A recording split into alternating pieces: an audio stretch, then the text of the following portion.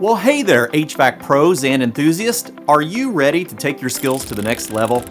The HVACR Learning Network has just launched an exciting new e-learning course, High Performance Heat Pumps. And guess what? We're giving you free access to the first 2 chapters. Whether you're in the field, training for that next step, or simply want to sharpen your expertise, this course is packed with everything you need to understand and master high-performance heat pump systems, especially inverter-driven cold climate heat pumps. And the best part? You can access it anytime, anywhere, right from your favorite mobile device. It's HVACR learning made flexible and convenient for you. So what are you waiting for? Click the link. Dive into the HVACR Learning Network and start your free trial today. Your journey to HVACR mastery begins here.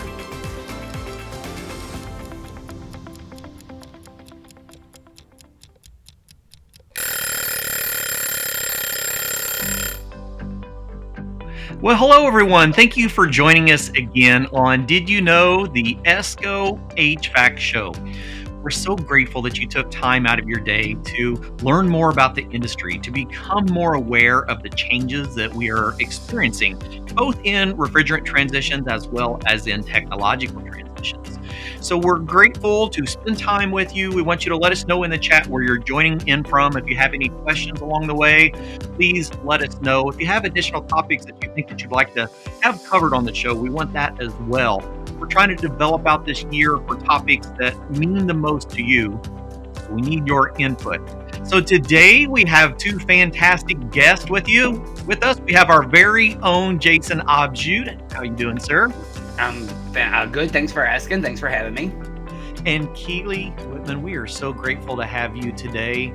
We did a podcast a few weeks ago, and for those of you that haven't seen the podcast, if you go over to our YouTube channel, you're going to find, I would say it's probably our most controversial video that we've done yet, but I'm just looking a while ago, and that thing was at like, I don't know, 68,000 views or something. It was pretty crazy. But it was about regulations and change and things that are happening in our industry. Hey, Mr. Silverstein here to say hi. We got Patrick Murphy joining us from New Jersey. We've got Kendrick joining again. Thank you for hanging out with us. Kendrick has been hopping in here a lot, so I'm glad you're with us. A lot of these things are topics that we don't hear as much about in the industry, and so as a professional, we're grateful for all of our educators. Katie, thanks for being here again with us. Paul Leonardi, Tom Leck, a lot of people wanting to know about this changing industry that we have. So we're going to spend some time breaking down a topic that we've all heard about, but do we actually understand what it means, right? When we talk about refrigerant transitions, we know that we primarily judge or compare refrigerants based on 2 different things, right? Ozone depleting potential, global warming potential. Well, what are those? And then when we start talking about GWP, there's a couple other terms that most of the industry is not familiar with. GWP20, GWP100. Jason just did an article on that this last week and got blown up with controversy from the industry going, what is this? Hey, Jesse Stewart joining us from NAVAC. Thank you, sir. I got to get back with you too. Jesse sent me a text message the other day and we've been back and forth. It's how busy we're all in the industry. And Jason, I'm so grateful that you're taking time. Keilly, I'm so grateful that you're taking time today because it really comes down to getting firsthand information in this industry. So Keilly, will you tell us a little bit about your background in the industry? Because as I started to learn more about you, I went, whoa, how have we not met in the industry? Because this lady has done so many things for our industry. And this is the kind of people we love having on our show.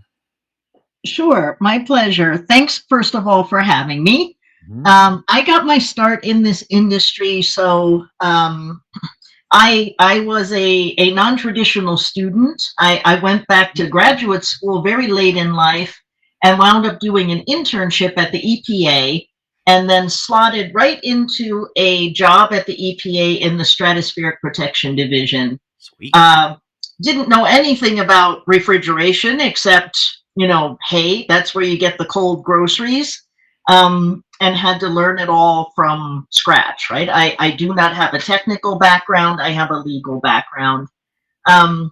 The EPA put me to, so the Stratospheric Protection Division is the branch of the EPA that regulates refrigerants.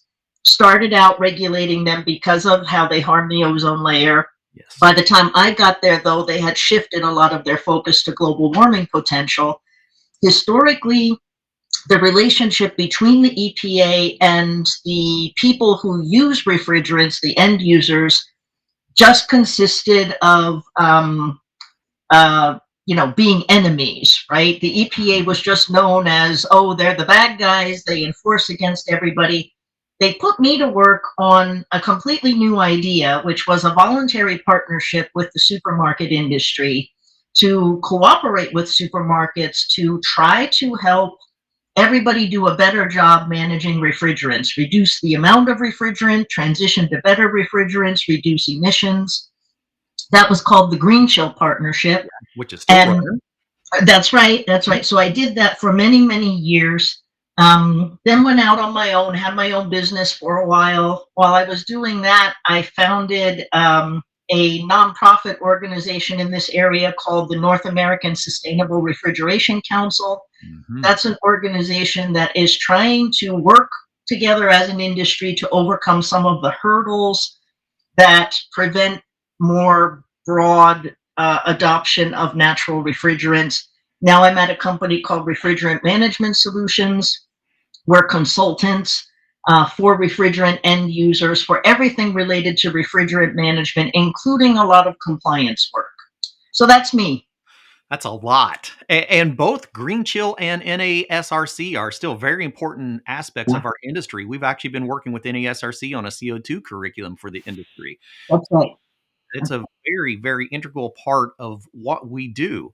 And that's why I was hoping to have both of you here today. This is really fun for me having, because I think I could just sit back and just let you two go, and I can just sit back here and learn myself. That would be a good time. So what we want to do is, let me change perspectives on this. Let me get a different viewpoint. What we're going to do today, we're actually going to talk about global warming, and we're going to talk about measuring and metrics for global warming to hopefully give you a deeper understanding of the principles and concepts. If you remember when we were talking about ozone depleting potential, which was the primary concern, the primary educational aspect from the 1990s and into the early 2000s, I'm a product of Gen X. So all I heard about was the hole in the ozone as I was going through school, which we know now is, contributed to synthetic chlorines that was introduced into the atmosphere. We had whole conversation just on that one topic.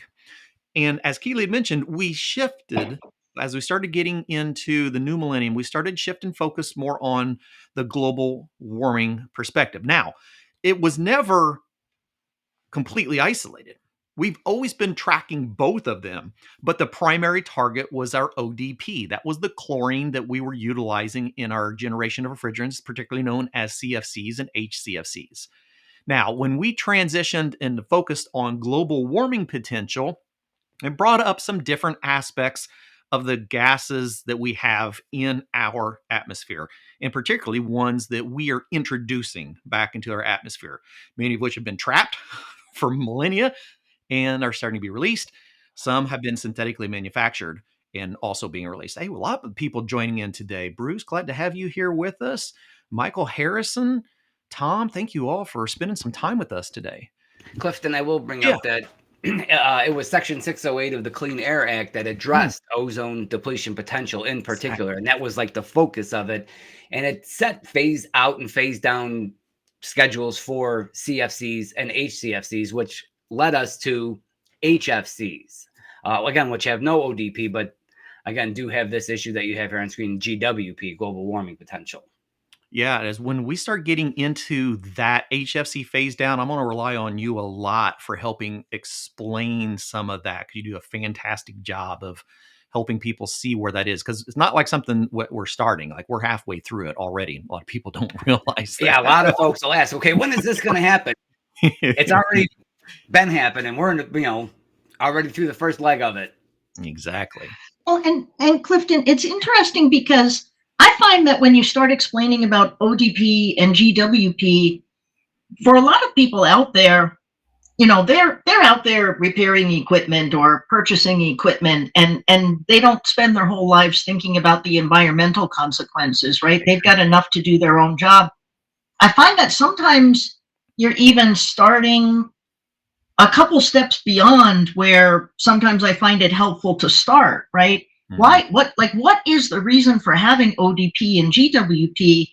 It's a way that you can express how bad something is in relation to In other comparison. things. Yeah. And you know what? I find the best example, it finally clicks to people when I compare it to the Scoville index for hot peppers, right? Oh, Like, sure. right? How Because, hot, hot. you say, somebody says there's a new, triple X ghost pepper Yeah. in India, Yeah. and they're kind of like, it's really hot. Well, of course, everybody's definition of really hot is different. You need some kind of a way to Metric. compare different things on the same scale. And whether it's wasabi or black pepper or peppers from Mexico or Thailand or whatever, they're all very different things. But you need to be able to measure how red does it make your face turn, Good right? point. And it's the same with global warming potential, right? So they just took carbon dioxide as the baseline, and 404A has a global warming potential that tells you that it is almost 4,000 times worse for the environment than carbon dioxide is. And a lot of people, they talk about GWP, ODP, but if you start talking about really what that even means or why we're even talking about it, a lot of times people have just skipped beyond that question, and Exactly. you realize the concepts are more difficult to understand because no one has ever explained the foundation of it all. No, that you're exactly right. That's why we wanted to have this conversation. Primarily we're going to have educators here. I see many of our attendees already as educators, and they're constantly looking for ways that they can bring this information to their students and help it make more sense. And so I personally I like to use the explanation that we look at ODP for how much heat are we going to allow in, and we look at GWP as how much heat are we going to hold in once it gets here. And so if we look at that and then go, okay, but yeah, we need a metric for that now. And that's where you're right. That whole CO2 comes into play as being a foundational number, a place that we can start, because we're not saying that CO2 is good when we release CO2 to That's the right. atmosphere. We're just saying that it is a known number. And so we can use our calculations to base that. And so one of the Clifton, I'd questions, like to yeah, also point out that, again, CO2 has long been a part of the atmosphere for longer than we've been around. yes, They've been able to measure CO2 consistently in the atmosphere stratosphere for quite a long time. So it is a known number, a given baseline. So it's a good gas to use as a foundational comparison, because it's, for as far as we know, always been there and will right, always be there. exactly. Well, I spent some time today throwing this together because one of the top questions you'll get from students, one of the most difficult comments to address on social media, is when people say, yeah, but a refrigerant is heavier than air, so it should never be in the atmosphere. So I would like to spend a little bit of time talking about that and show you somewhat of analytics. I'm data driven. I have to have numbers on conversations that I have. And so I want us to think about this for a little bit. If we look at air, right, we're actually going to use the molar mass scale. So we're going to be comparing weights, because a lot of people say, refrigerant is heavier than air. What are you saying when you mention that? You're talking about the weight of something in comparison to other things. If we look at weights, right? We could look at air and say that, all right, we're around 28 or so um, grams per mole when we start talking about weight. But when you look at that and you think about things like, say, water, right? Run over to water at around 18 grams per mole. And we say, well, water technically is lighter than air, But how do we have clouds? Eugene Silberstein, who's on the show today, actually helped explain this to me one time on a bus down in Atlanta coming back from a show. And we were talking about densities and weights. And he said, but if how can water be on the ground and be in the air at the same time? It's a very, very clear visual to see moisture in the air and understand, all right, we've got moisture in there. But if you run all the way across real quick and see where sand is at, right? Silicon dioxide. Now we're talking about 60 grams per mole. We're talking about a fairly heavy substance. But has anyone ever heard of Sahara dust? One, Jason, I figured I wouldn't be able to stump either one of you, but I was going to throw it out there anyhow, right? So we have trade winds that will bring dust from Africa, travel all the way across the Atlantic and deposit in different places, including the United States, right? It's a very integral part of our trade winds and bringing nutrients into soils. Right here in the Midwest, we actually get sands that come from Africa. Well, wait a minute. If I've got something that's twice the weight of air, how is it actually in the air? Well, it really starts coming down to understanding that weight is only in proportion to size, right?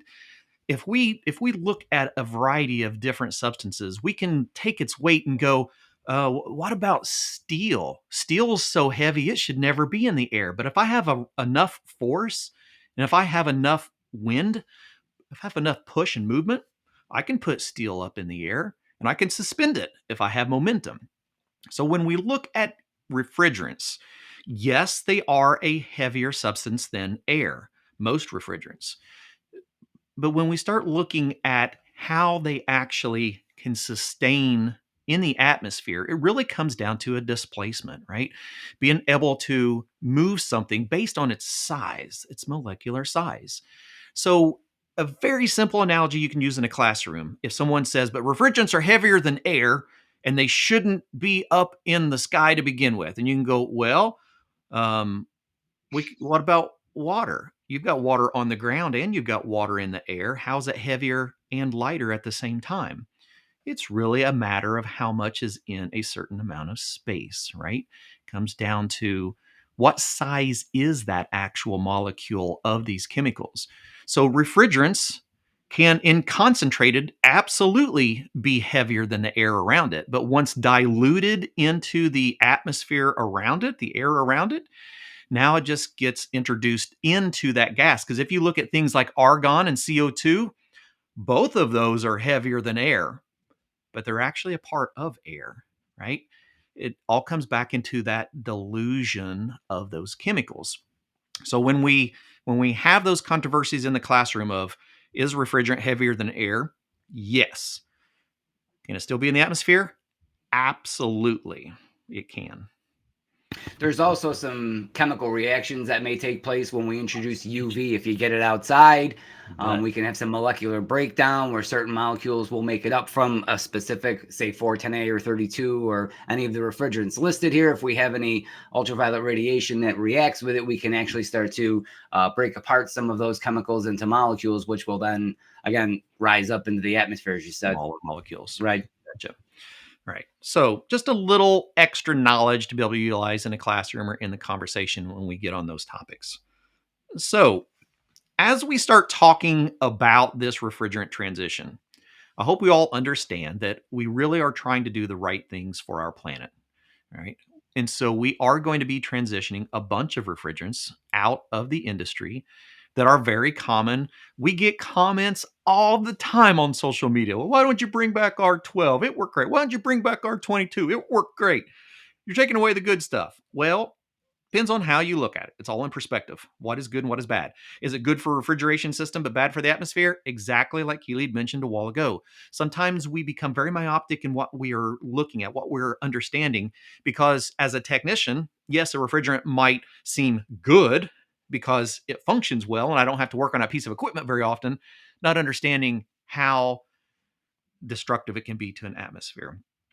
The other thing is, go ahead, Keilly. No, I was just going to say, I mean, acid is also a great cleaning agent, but do you wash your face with it, right? I mean, you're talking about two different things, right? You're talking about its performance in terms of its cooling ability, right? That is one factor. And I have heard over and over again, R12 was the best, and then R22 was the best. It seems like everything else that comes up is just never the best, right? It's always the worst.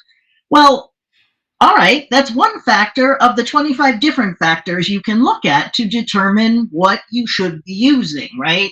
And unfortunately, with something that harms the environment to the point where the ozone layer, right? You deplete the ozone layer, guess what? You get skin cancer, you get cataracts, you get all kinds of effects. So, you know what? Performance isn't all that matters, right? Other things matter too. Ronald Reagan himself said, all of his cabinet members said, you shouldn't sign this Montreal Protocol thing. He said, you know what? I want my grandchildren to be able to play outside. Exactly. If we don't do this, at some point in time, if you go outside for longer than 5 minutes, you're going to get a terrible sunburn. And I don't want my grandkids to do that, right? So yeah, it is perfectly fine to say R12 is fantastic, but you have to qualify that by saying in terms of performance, right? One factor. Yeah, no, absolutely. The other thing that people are miss when you say it was a good refrigerant is that you could use it in a variety of places and a variety of applications, and we're starting to see that less and less as we move forward, where we have a very specific application. There's a GWP limit there, and so we have one refrigerant for commercial refrigeration, one for comfort cooling, smaller systems, one for larger comfort. So we're ending up with more and more refrigerants very specific to applications, whereas back in the day we had like 3 refrigerants and they did everything. All right, so moving forward, that's another, again, downfall is that, bring back you could use R12 everywhere. But today we're, again, getting very specific in temperature applications and specific subsectors of the industries. We place limits on those subsectors based, again, on their GWP. And that's really what this conversation is about, is that GWP, and then we're going to break down the GWP20 and the GWP100 so you have a little bit more clarification, because GWP and global warming is going to be a part of your everyday conversation as an HVACR professional going forward. Yeah, I put the apology out there about that. We put that out there and I got blown up with what is this and what is that? Is this? It's not new. It's been around for a minute. It needs an explanation. Exactly. And that's what this conversation is going to be about, is to help you see that. There was a time, even myself, as I'm going to start pulling out the redneck references for this one. Okay. So there was a point of a time in my life where I was very neutral on the whole global warming stance. I in life in general, politics, I stay fairly neutral. I like to listen and to observe and try to formulate my own understanding from a variety of different inputs. I don't like just having individual inputs. And I can tell you, as a redneck technician, um, I spend a lot of time here in the Midwest mushroom hunting, morel mushroom hunting. I absolutely love it. In the springtime, when the morels are up for about 3 weeks, don't call me. You're not going to get a hold of me because I'm going to be in the woods. I've done this my entire life. And the thing with morel mushrooms is they really grow in a very specific area. They need a specific ground temperature. They need a specific humidity. They grow as a colony. Really, we're the mushroom really seeing the flower of a growing colony underneath of them. And they're fairly valuable. So generations would keep their mushroom holes, their honey holes, as a secret, right? If you find a good mushroom hole, your grandkids are going to be finding good mushrooms at that same hole. And so it was a very traditional item that we passed down for generations. And I had mine that was given to me at that time by my son's grandfather. And I knew every year I was going to pull 10, 15, maybe even 20 pounds of mushrooms out of this hole every year. And around 2008-ish, somewhere in that ballpark, I went mushroom hunting one spring, and I noticed that because this is in a valley, right? So they're catching sunlight, particularly on that west side of a hillside. And I'm going to tell you all my secrets, but anyhow, so the mushroom patch is always in the same place, right? And in one year, I noticed it moved up the hill about a foot or so. The entire patch moved up the hillside about a foot. The following year, it moved about another foot. And over about a 7-year period, it finally moved up to the hill to the point that the patch disappeared. And we've never found any mushrooms in this spot ever again. So it was something that was real to me. It was something that I noticed had changed. And whatever was happening was real. And that's when we really started focusing on global warming potential. And so, as an instructor, I want to empower you with resources to be able to have these conversations in the classroom. One thing that I would like for you to, when you get some time, I would like you to go over to, let me actually pull it up for you real quick so you have this as a reference. I would like for you to go over to climate.gov. And I would like for you to skim through the resources. If you're looking for training material, content curriculum, anything that you would like to add in that has a lot of validated scientific information, great short videos to play. I'm going to, real quick, I'm going to hop over and show you a very short one on our ice cap as an evolution, just as data. And then you can use that for your own conclusions.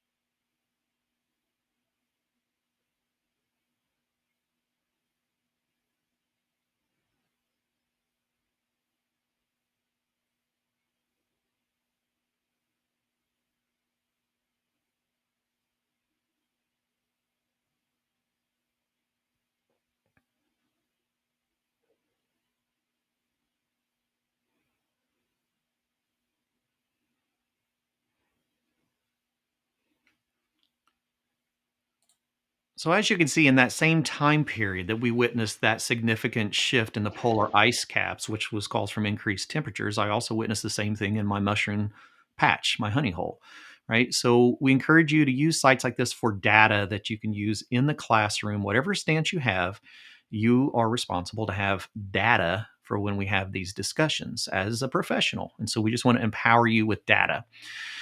All right, so what does all this mean? Keilly, this ought to look familiar. I borrowed this from one of your PowerPoint presentations. Tell us a little bit about how some of the initiatives have changed, particularly from the EPA, to start focusing more on things like global warming potential of refrigerants.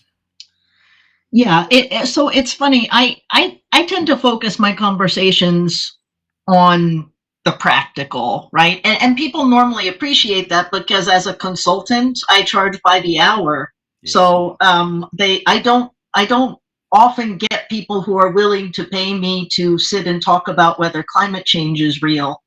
Even when I was at the EPA, I remember one of the first presentations I gave, somebody said, this was back in 2008, somebody, first question, raised their hand and said, is climate change real? And this was a supermarket conference. And I just responded and I said, you know what? I said, I don't really care. I said, do your supermarket customers care? Do they make decisions on where to shop, which supermarket company to shop with, based on your environmental ethics? Yeah. Not everybody, but certainly about 50% of the population does. So whether you believe it or not, who cares, right? If your customers care, you're supposed to be selling groceries. That's your job. Talk about this kind of thing when you go out with your friends for a beer, right? That's fine. So the other practical side of it, which is why I brought it up, is guess what? Whether you believe in it or not, if you don't want to spend millions of dollars in fines, you have to comply with the regulations. Okay. So, and basically, different administrations have different priorities. Of course, every couple of years, the EPA sits down and they do a big effort to determine what are they going to focus their enforcement actions on over the next couple of years. And for the first time ever, the last time they did that, right, they came out with this in August, I think, of 2023. They issued their document. They had determined that one of their top 3 enforcement priorities for the next period of time, up to and including 2027, was going to be HFC regulations related to climate change. Wow. Now, all the enforcement activities that have happened up until now, right? All the supermarket companies, the millions and millions and millions of dollars, that all happened before the EPA considered it a priority, right? So what is it going to be like now that the EPA says, hey, it's a priority, right? And I myself know of several enforcement actions that are ongoing right now. Yes. And the EPA has a lot of activity out there. You don't find out about it. It doesn't become public information until they finish the enforcement action and they come to an agreement with the violator, the subject of the enforcement action. And then they'll issue a press release. And by that point in time, the case has been going on probably for 3, 4, sometimes even 5 years, right? So it won't be long now before they will all come to fruition, and there's going to be a wave of announcements by the EPA. And with the fines from the EPA being about $57,000 per violation per day. And let's face it, if you have an unrepaired refrigerant leak, you rarely have it for just one day, right? You realize it like 6 months after it happened is when you realize somebody forgot about it and didn't repair it, or you installed an appliance with an illegal refrigerant. They can go back 3 years, or you're not keeping records the way you have to. It doesn't take long to accumulate tens of millions of dollars in fines. Indeed. And so it shows and it validates that we are getting a little bit more strict on management, right? We're going to be seeing a lot of changes. No matter what happens with presidency, we're going to have changes in our industry that are already set and in play, right? And it all comes back. Oh, go ahead. Sorry, Clifton, just one thing to add on to it, though. I've always considered myself fortunate to be in this environmental area because it just so happens that refrigerant leaks also cost money. Yes. And honestly, doing the right thing environmentally very, very often turns out to be the right thing financially. The Green Show Partnership had something that I think it was officially called the Financial Impact Calculator, but everybody called it the milk calculator. And people would chase me down the hallway saying, "Hey, you're the milk calculator lady." And yeah. And, what happened was supermarkets have like a 1% profit margin, right? And so you know how much refrigerants cost per pound. At the time, this was in like 2008, 2009. And frankly, R22 at the time was maybe like $12 a pound or something like that. Yeah. At the time, we calculated just the refrigerant replacement cost for a 100-pound leak. You had to sell like 30,000 gallons of milk to just buy 100 pounds of refrigerant, right, at a 1% profit margin. Sure. So, there are other areas, environmental areas, where it just costs everybody money. Frankly, the best thing we have going for us in the supermarket industry is that doing a good job has a huge impact on your bottom line as a supermarket company. No, I completely get that. So either way you look at it, whether you look at it from a warming perspective, you look at it from a financial perspective, we are doing this. And in doing that, we're starting to have a little, I wouldn't call it a variation in calculations. We just want to make sure that we have a clarification of calculations. So I'm going to come back to these here in a minute, Jason, because I think it's a really good time for us to talk about where these calculations come from. They're going to be used for the refrigerants that we are currently working with in our next generations of refrigerants to understand how they can have different global warming potentials. And so this really is the heart of the conversation that got supercharged and energized in this last week. And it even took myself a minute to step back and dive into it to go, okay, I never really thought about that. I always used it as a number, but I hadn't used it as like a calculation. So if you don't mind, I'm sure both of you can speak on this, and who knows, really we can quick spend the rest of the show on this one slide. I just wanted to point out that whether you believe, like Keilly had mentioned about, doing the right thing saves money, whether you believe in global warming or you don't, or whatever your beliefs are, I will tell you this, that letting refrigerant out is also pollution. You can't breathe it. No. You know what I mean? So whatever your beliefs are, by letting refrigerant in the air, you're actually polluting. And eventually we're going to have enough of it out there where none of us can breathe. All right. So we want clean air to breathe on top of the other environmental factors. What we're going to discuss here, what we're seeing here is a global warming potential chart that lists these numbers. there are different reports. The IPCC comes out with reports every few years. There's the most recent are AR4, 5, and 6. There's 20-year, 100-year, and even 500-year scales.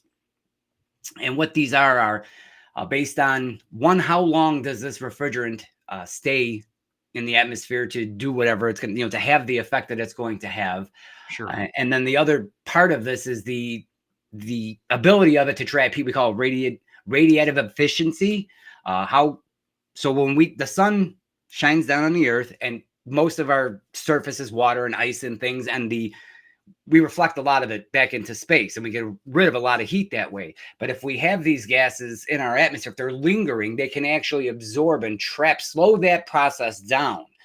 They don't stop it completely, but they can slow it down. So when the heat comes in, heat energy, and it gets reflected back out, these gases can kind of absorb that heat and slow it down, keep it right here. And we start to, like that itchy insulation wrapped around the earth, right? The roll of fiberglass insulation gets in your skin. It's like wrapping one of those around the plant when we get enough of these gases up there.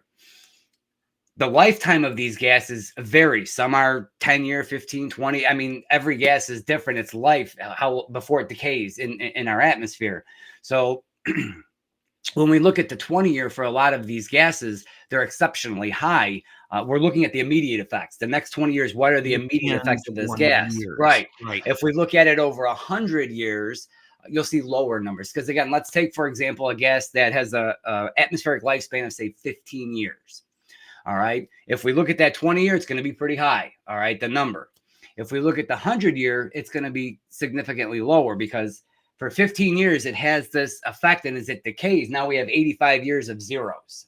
You know what I mean? So it's going to bring that number down, the whole average down. We have 15 years worth of data and then 85 years worth of zeros. So it brings the whole average down. And what we're doing is comparing both the lifespan and the efficiency to trap heat to CO2. So this is a ratio based on, again, CO2 having a value of 1. And then, for example, let's look at 410A. We're looking at the AR4. Just to be clear here, some people said, when I put the chart out there in the article I wrote, I put the AR4 value of R32 at 675, 676. And this guy's like, well, no, it's like 750. That's in the AR6 report, not in the AR4. AR4 is what is codified in the federal regulation. So this is what we have to use. All right. We aren't using AR5 or AR6. AR4 is what's codified. So this is what we have to go by. All right. And then everyone says, well, why even bring up GWP20? Well, there are some states that have their own environmental laws that are using GWP20 instead of the GWP100. They want to know the immediate effects of these gases in the air. There are some that have very little. If you look at 290, it's 3 over the long term, 0.7 in the short. I mean, they're really low. Right. Absolutely. But if we look at 410A, we got 2,088 roughly. I want to say 2,088. And then if you look at it over the 20-year, it's 4715. Again, we're looking at that shorter. So what that means, window of time. Yeah. If you want a tool, if you want to say, all right, how do I explain this to my students? You can, there's 2 ways you can do it. You can say that on a ratio scale, you can say 410A traps 2,088 times as much heat as CO2 in proportion. Or you can say leaking 1 pound of 410A to the atmosphere is the same as leaking 2,088 pounds of CO2. They are the environmental equivalent. So there's 2 ways you can look at that. So here's, if we started from scratch today, we should be using the 20-year GWP for HFCs, because if you take something that only exists for 15 years and you measure it across 100 years, where, like you said, 85 years of that is 0 and 15 years of it is incredibly potent, what you're really doing is you're kind of cheating. Well, why not take it across 1,000 years, right? If I take it across enough years, I can get all of those numbers down to 0. Right. And here's what I do. I compare it to peeing in a pool, right? So someone is standing next to you in the pool, they pee in the pool, right? Yep. If you let enough time go by, across the entire size of the swimming pool, you can't detect any of that pee, right? But guess what? I'm standing right next to the person who peed. I can smell it, right? It's I kind of don't warm in here. care What's going on? that if you give me 5 months, you won't even be able to detect that. I'm standing in the pee, In right? the moment. And that's what happens with HFCs. They are in the atmosphere now. They may only last for 15 years, but they're in there now, and they are having an incredibly large effect for the time they are in the atmosphere. I don't, the reason we started with GWP100 is because all people worried about and were really aware of was carbon dioxide. And 100-year measurement made sense to carbon dioxide, right? Sure. For us, really, you want to be looking at what is the warming effect while it is warming, not diluted and watered down by the whole time that it doesn't even exist, right? There we go. So it's, and then the AR6 is just, I just explain that to people that, a bunch of scientists get together, they do their best with the knowledge that they have available, and they come out with a report that measures the global warming potentials. Guess what?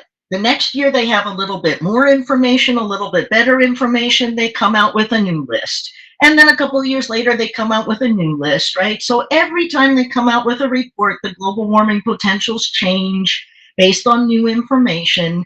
But you are absolutely correct. A lot of the regulations and a lot of what we do and a lot of the science and the reports and everything at the United Nations was based on this AR4 report. So a lot of people just say, you know what, we don't want to live in a world where I have to keep, changing 675 to 672 or whatever. Let's just stick with what we started with.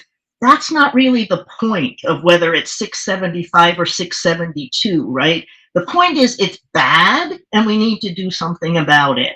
So that's why a lot of the regulations that come out, even though there are newer numbers in the AR5 and the AR6, for consistency reasons, to not have to constantly be passing new laws and everything else, when the numbers change, they just stick with the AR4. Now, New York State, right, just passed their regulations. Right. So their attitude. That's what started all of this. That's exactly right. And I'll tell you what, I'm the past couple of weeks I've been dealing with this, and nothing has made me want to consider changing professions as much as this stuff that has just come out.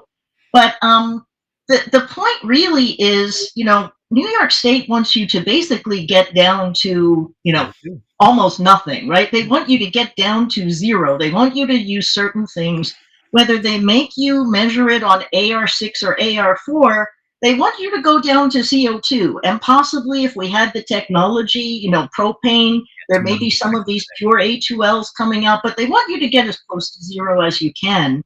That's the point, not whether it's, the 20-year GWP or the 100-year GWP or the AR6 or the AR4. But there is a rationale for looking at the 20-year GWP for HFCs, and it's a very good rationale. It screws us all up.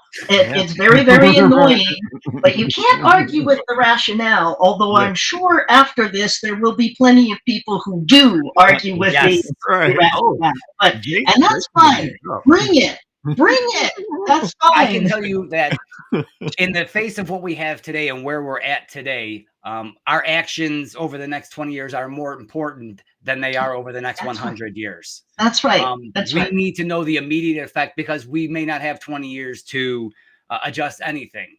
That's one thing. Two, the reason we have to keep doing this and restricting this and doing this is because these refrigerants and these gases and chemicals are ending up in the atmosphere in the first place. Yes. That's right.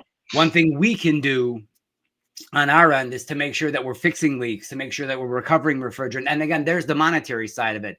If we're fixing leaks, we're not having to charge over and over and over. That's one.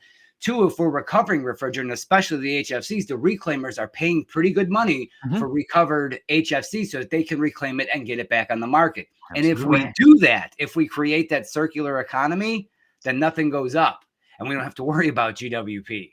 All right. It's only when it gets out that these numbers are realized. If it's in the system, contained in the tank, if we're containing it, we don't have to worry about this. Once it gets out and gets up there, now it's a problem. Now these numbers are real. Yeah. That's correct. And you know what? It is interesting too. I know when I started out with the Green Show partnership, I got a lot of flack because we focused on new technologies that used refrigerants with less environmental impact, and we focused on leaks, emissions, right? And we decided though too to focus on charge size, so the amount of refrigerant that is in your equipment. And I got a lot of flack for that. And actually, one of my very, very good friends, he brings that up and he says, the first year that I knew Keilly, I did not like her because we had this ongoing argument. And he said, I was very much against this business, that it made any sense to reduce the amount of refrigerant you're using in the first place, right? Well, a lot of the newer technologies, they focus on just reducing the amount of refrigerant that you have to use in the equipment to begin with. So, for instance, it's much better if you've got a 10% leak rate. It's much better to leak 10% of 100 pounds than it is to leak 10% of 2,000 pounds, right? And no matter how good you are, especially in a supermarket setting, no matter how good you are with your refrigerant management, no matter what you do with detection and repair and everything else, you still have people that crawl up on your roof and steal your copper piping. You still have a 16-year-old kid that slams into something with a forklift. So you still have these catastrophic leak situations where it doesn't matter what you did, what you invested, there was no way to prevent that.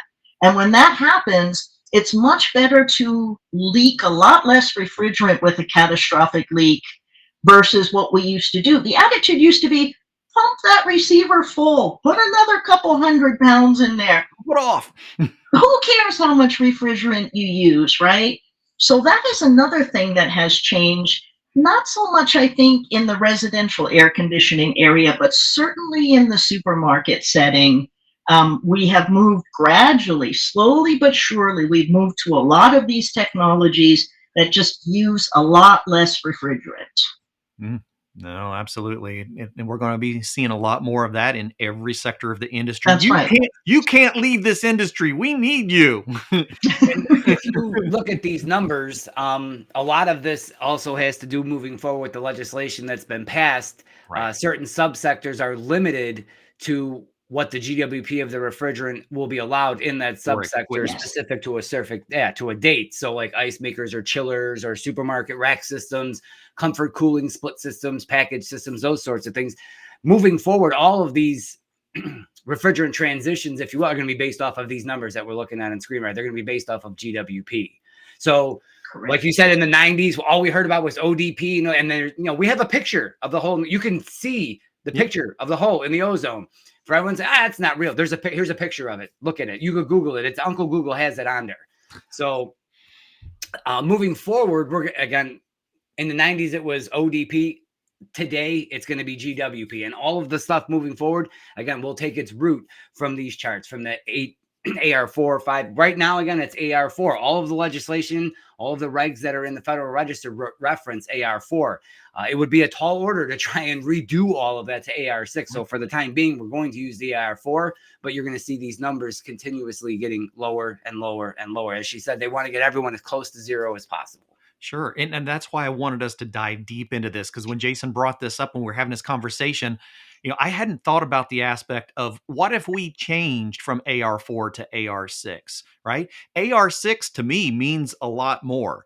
I mean, it shows me exactly what the impact is in my lifetime. It's the latest modeling, right? So they use models to, push this out. This is the most advanced modeling thus far is the AR6. Exactly. But if we were to change any legislation, technology transition rule, anything, we'd have to change all of it. So it's probably not going to happen. Right. So that's a tall order. From a federal perspective, we are probably going to continue seeing a lot of these AR4 numbers. And really, to hit home with this is really the slide that shows all of it. I've actually got a different one that shows all of, well, I wouldn't say all of them, but a larger list to show you the representation of this 20-year impact versus a 100-year impact. This is, well, it's right from Refrigerant Management Solutions. I mean, this is whole Keilly's data to be able to share and to show you what this topic is. So as an individual, the 20-year means a lot more to me. It's easier to show the impact of the refrigerants that we're using in a shorter period of time.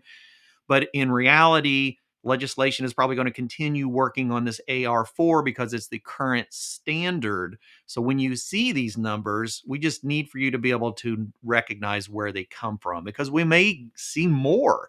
If we continue seeing an escalation in global temperatures, if you didn't know, these last 2 years have been the highest global temperature readings ever recorded. If we continue to see an escalation of the warming of our planet, we're going to do everything we can to try to minimize that.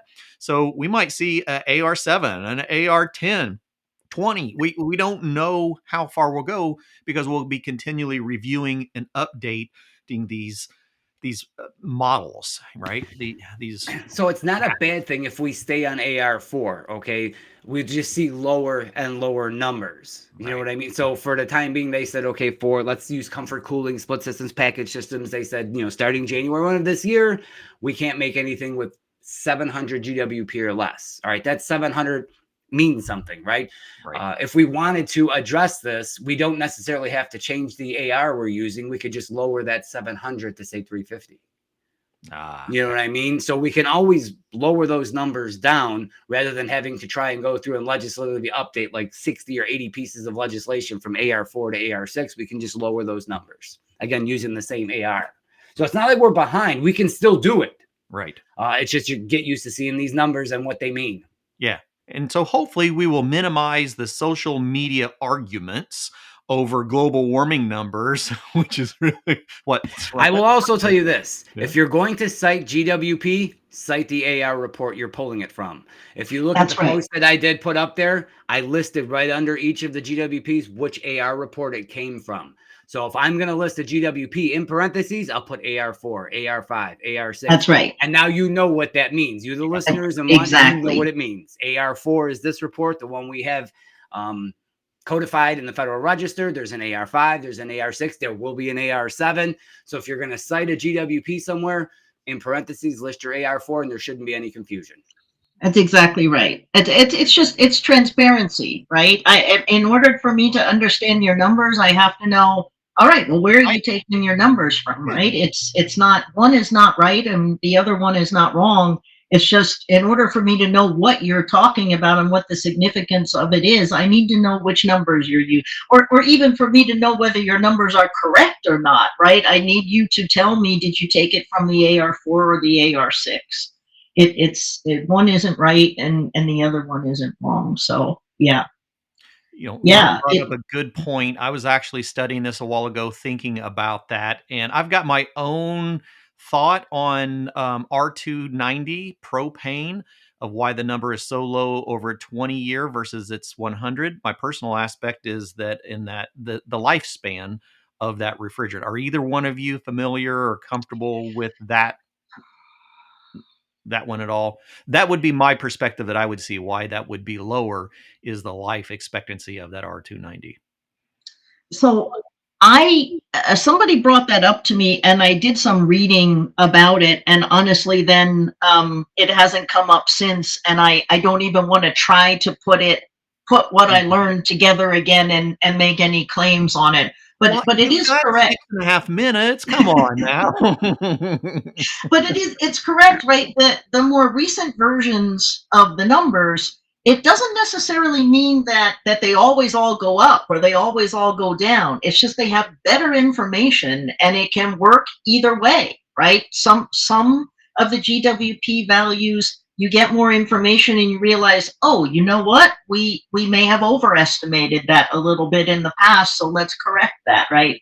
And propane is one of those. Now, whether it matters that, one time it's 3 and the next time it's 2.6 and the next time we talk about, there have been these generations of refrigerants, and we talk about the high GWP refrigerant generation in the supermarket industry was when we transitioned from R22 to high GWP for us was 404A, 507. You were talking about close to 4,000. Then we went to kind of the better GWP, but it turned out it's kind of like mid GWP. We went to the 407 series, right? Then we went down and we had like the 448, 449 series. Again, a lot better. So high GWP, medium GWP, a little bit lower GWP. In order to actually accurately talk about low GWP, there's no like agreed upon where's the goalpost number out there. But Right. in general, where everybody's coming down is that in order to be low GWP, it's got to be 150 or less, right? Based on the Guess- AR4. That's well, the difference here. If you look It at can this be chart used that on we're either one. seeing, Okay. the AR4 is 100-year and the 20-year is the AR6. So there's one of the differences between those two numbers. To when you get down to 3, 2, 1, as she pointed out, 2.6, when you get down to those numbers that are that small, there's a plus or minus on accuracy when you're using computer modeling, especially when you're using chemicals and refrigerant grade propane versus, so some of these numbers that you may see might be the gas that you have in your tank by the grill, which is completely different from a refrigerant grade propane. All right. So they would have a different GWP, the two different propanes, believe it or not. So when you're looking at that, again, when you get down into that small end of the scale, and because it's a ratio, you are going to see variances like that. But still, regardless of which AR report you use, the consensus has slowly but surely turned out to be that low GWP has to be less than 150, right? And there's not enough of a difference that there are refrigerants out there that, turn, like the AR6 doesn't turn a low GWP refrigerant into a high GWP refrigerant, right? We're talking about such minuscule differences. But now what we're talking about is even a new category, because 150 is not great, right? We're talking about ultra low GWP. And in order to be considered an ultra low GWP, we're kind of coming to the agreement unofficially that it has to be like less than 5. Some people say less than 10, right? Yeah, GWP20 of 10 is what I saw, right? Well, yeah, but others don't use the GWP20. Right. Like even in Europe, right? Europe, like if you're talking about low GWP, or some people have been saying ultra low GWP and they mean 150. And it's kind of like, no. There's a better category than that, right? We're talking ultra low GWP is, very, very close to zero, right? When you're talking about that. And it's the new generation that we can do better than low GWP, right? We have the tech. I sound like I'm doing a $6 million man commercial. We have the technology. We can achieve this, right? We can go to ultra low GWP. Yeah, we absolutely can. When we start looking at where we are in this transition to ultra low GWPs. That's right. Accept it or not, we are. And as educators, we are responsible for being ahead of the curve so that we know what is coming. That way we'll be comfortable with it and not caught with our pants down like many people in the industry is right now. So when we look at this transition, we understand. I should have thrown in some technology transition rule ones, but Jason and I have done some great classes on the technology transition rule and where these GWP numbers come into play for newly manufactured equipment. The other side of that is all of our higher GWP refrigerants that fall into the HFC class, right? Those are all high GWP refrigerants. The entire class of HFCs are in the middle of their phase down. It's not 100% phase out. It's a phase down by 85% reduction by the year 2036. Think about that. Within 11 years, right? That's all. Within 11 years, our higher GWP refrigerants will be gone, which means we're already starting to focus on what are the replacement refrigerants. We're making that transition. Remember, especially in the residential sector, when we look at residential and light commercial split systems, and we call these new refrigerants, both of them are HFC refrigerants. Never, ever, ever forget that. Many of the refrigerants that we are working with right now that we are calling low GWP, kind of going back to your point, we might call them low GWP, but in honesty, they're in the middle of phase out right now. Phase down, right. Phase down right now. And so we have hit that additional 40% reduction, right?